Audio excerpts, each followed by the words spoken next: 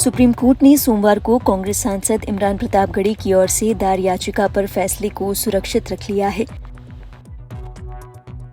बता दें, इमरान प्रतापगढ़ी की ए खून के प्यासे बात सुनो वाली कविता की सोशल मीडिया पोस्ट पर गुजरात पुलिस ने उनके खिलाफ एफआईआर दर्ज करवाई थी।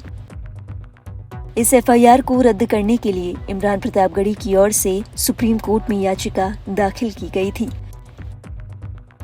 इस मामले में सुनवाई करते हुए जस्टिस अभय एस ओक और जस्टिस उज्जवल भुयांग की खंडपीठ ने कहा कि इस कविता के अर्थ को ठीक से समझा ही नहीं गया। उन्होंने कहा कि ए खून के प्यासे बात सुनो कविता वास्तव में अहिंसा का संदेश दे रही है। साथ ही ये भी कहा कि पुलिस को एफआईआर दर्ज करवाने से पहले संवेदनशीलता दिखानी चाहिए थी।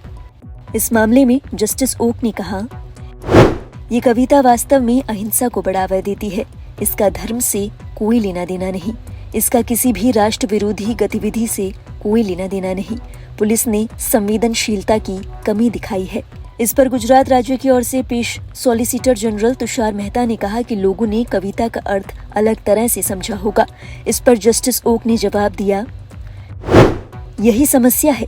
अब किसी को रचनात्मकता का सम्मान नहीं है। अगर आप इसे सीधे सादे ढंग से पढ़ें तो ये कहती है कि अगर आप अन्याय सहते हैं तो भी आप इसे प्यार से सहते हैं।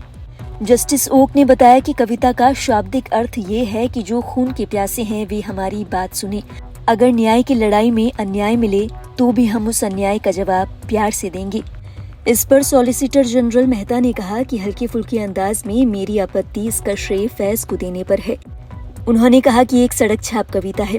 मेरे विद्वान मित्र का तर्क है कि उनकी टीम ने अपलोड किया है, लेकिन आपको टीम की जिम्मेदारी तो लेनी ही होगी।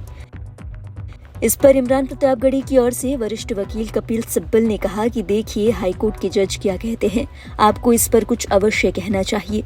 सिब्बल की दलील पर जस्टिस ओक ने कहा, पुलिस को कुछ संवेदनशीलता दिखानी चाहिए। उन्हें कम से कम पढ़ना और समझना चाहिए। संविधान के अस्तित्व में आने के 75 साल बाद भी अभिव्यक्ति की स्वतंत्रता को कम से कम अब पुलिस को तो समझना ही होगा। इस पर मेहता ने कहा कि मैं अदालत के प्रति निष्पक्ष हूँ, लेकिन हमें हाईकोर्ट के खिलाफ टिप्पणी नहीं करनी चाहिए। जैसे कि मेरे विद्वान मित्र कहते हैं कि देश किधर जा रहा है। मेहता की दलील पर सिब्बल ने कहा कि सुप्रीम कोर्ट खुद अपने कई फैसलों की आलोचना करता है और इसमें गलत क्या है। बेंच ने स्पष्ट किया है कि मामले में फैसला सुरक्षित रखा जा रहा है। बता दें, अभियोजन पक्ष के मुताबिक जामनगर में एक शादी समारोह में शिरकत करने के बाद इमरान प्रतापगढ़ी ने अपने इंस्टाग्राम हैंडल पर एक वीडियो पोस्ट किया। वीडियो के बैकग्राउंड में ए खून के प्यासी बात सुनो वाली कविता चल रही थी। कविता में इन शब्दों को आपत्तिजनक माना गया। गुजरात पुलिस की ओर से इमरान प्रतापगढ़ी के खिलाफ एफआईआर भी दर्ज की गई थी। इसे चैलेंज करते हुए प्रतापगढ़ी की ओर से याचिका दाखिल की थी कि गुजरात पुलिस की एफआईआर को रद्द किया जाए। अब इस मामले में सुप्रीम कोर्ट की ओर से फैसला सुरक्षित रखा गया है।